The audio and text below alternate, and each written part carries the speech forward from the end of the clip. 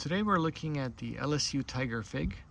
It is a release from a breeding program that was started in the 1950s in Louisiana. And the goal of the program was to find fig varieties that will do well in the Gulf states, which are typically humid and warm. And as an official release of the program, we assume that LSU Tiger does just that. Now I'm in Arizona, and humid is not exactly something you would associate with my region, but it seems to do well here as well. The fig was developed as a cross between a Capra fig and a Celeste fig in 1957, and then it underwent thorough testing after that to make sure that it performs well in the target conditions.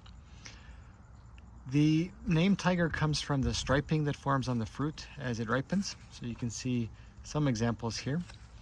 They'll start out small green like this and eventually get a little blushing to them before really swelling and getting soft like this one here. The tree is in its second season for me. It's grown well, and I'd say with medium to high vigor.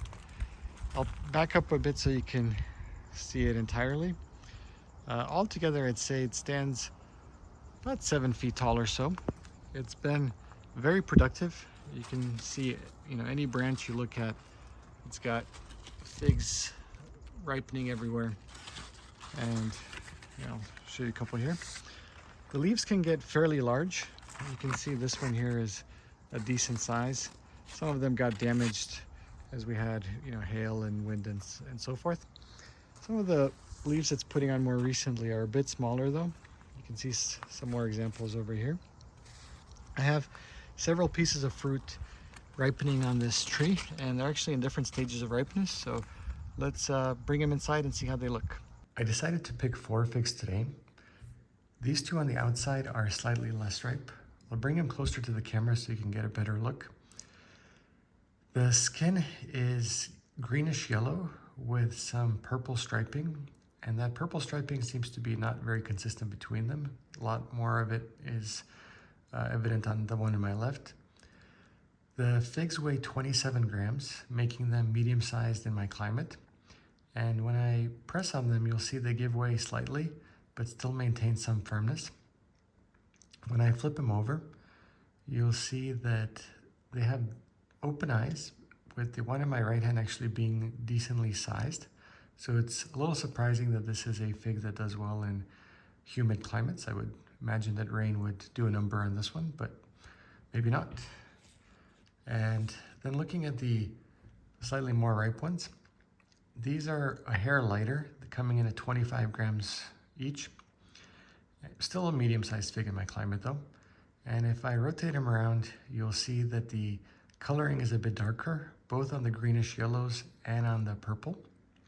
The skin is considerably more wrinkled as well, and when I press on them, they feel considerably softer than the first 2. Flipping them over, you'll see the same situation with the eyes, especially on the right side. It's decent sized open eye. All right, let's cut them open and see what they look like on the inside. I've cut 2 figs open.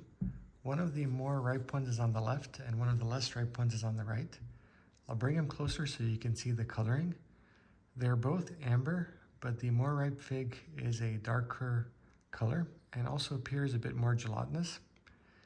It may be difficult to pick up on the camera, but there are also little hints of red in the figs as well. I'm actually curious how the tastes compare. I will start with the more ripe one first. All right, so that's actually quite good. The primary taste that I sensed was that of a very strong sweetness. Definitely good for that. But that wasn't the only flavor that I picked up. There's actually a faint berry as well. Not an intense one, just a little hint of it. And I was trying to find the best way to describe how this fig tastes, and it's actually like a cross of 2 other ones that I've had.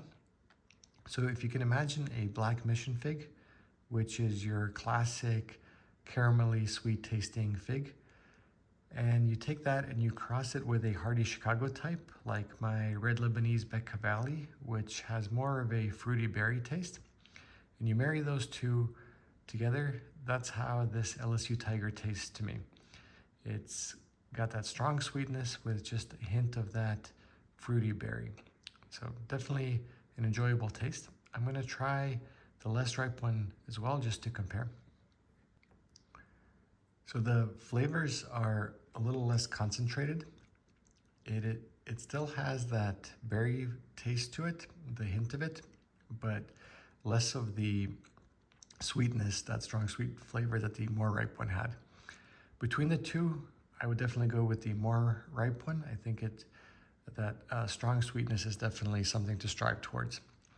As far as the textures, the more ripe one was very syrupy.